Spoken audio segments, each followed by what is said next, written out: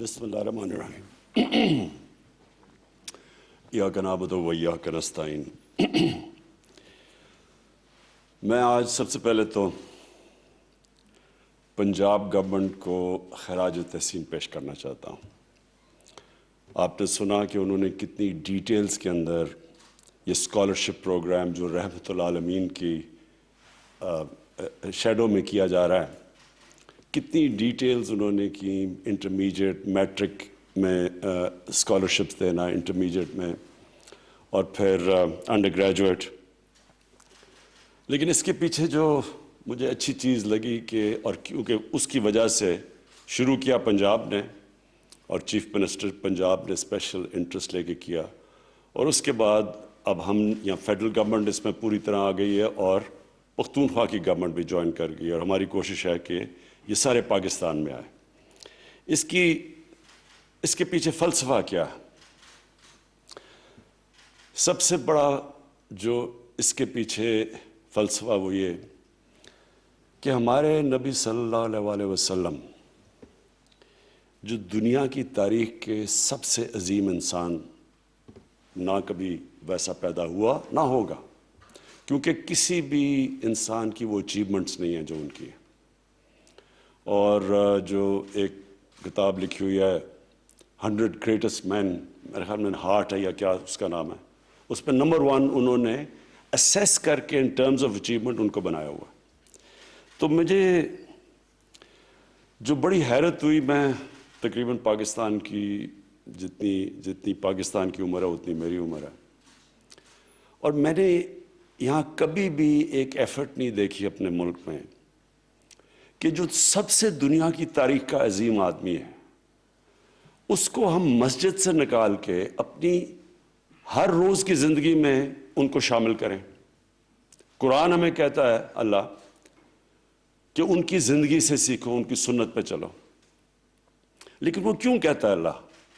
क्योंकि कुरान का सारा मकसद है इंसान की बेहतरी, हमारे लिए गाइडेंस है, हमेशा के लिए बुक ऑफ गाइडेंस है, हमारी बेहतरी के लिए।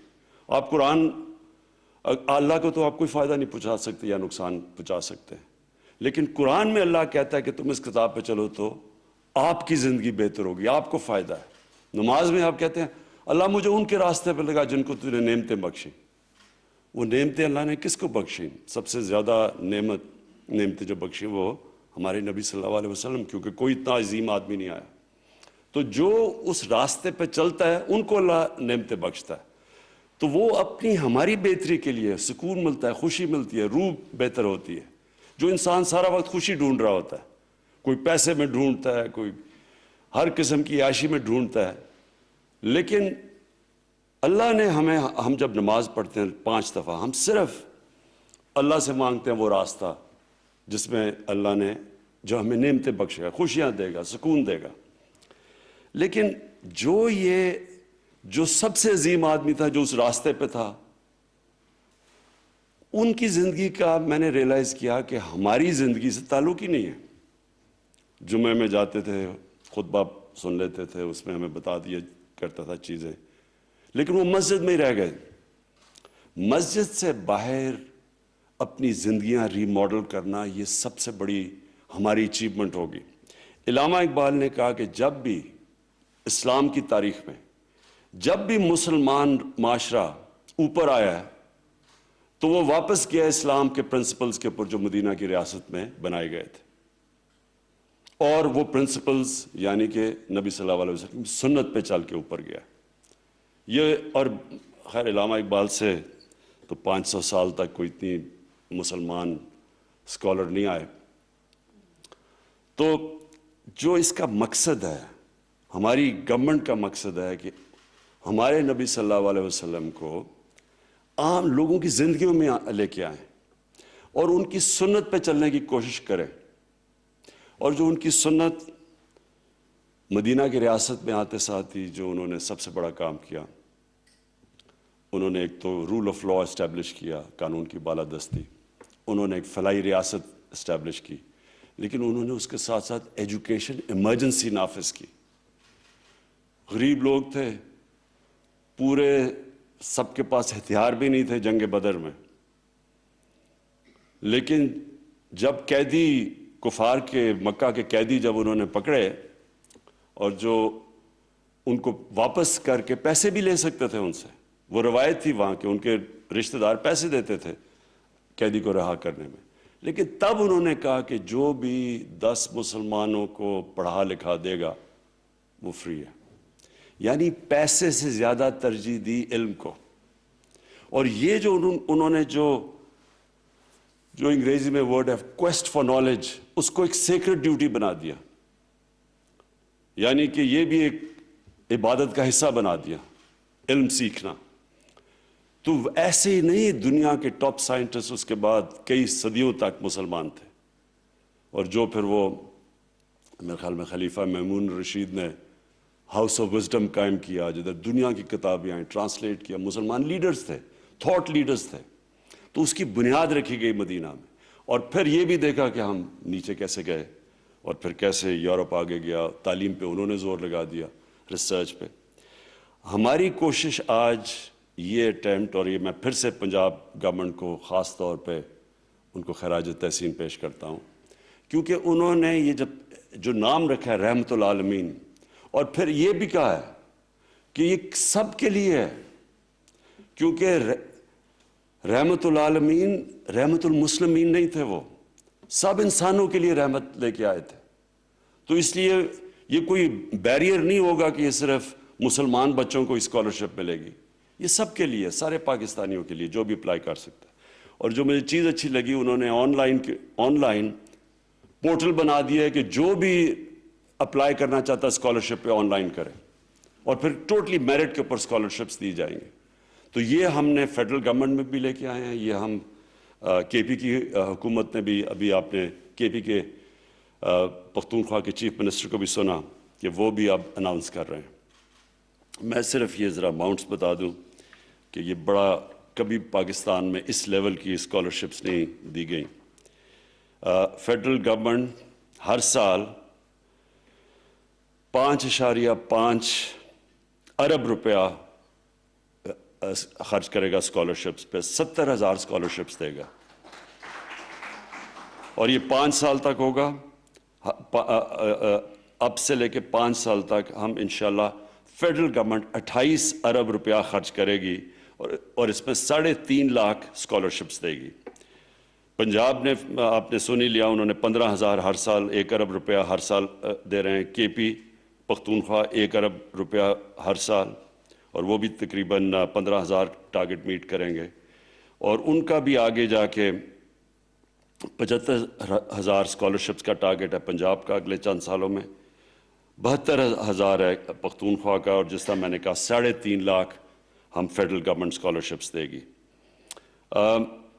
جو میں آخری بات کرنا چاہتا ہوں وہ یہ کہ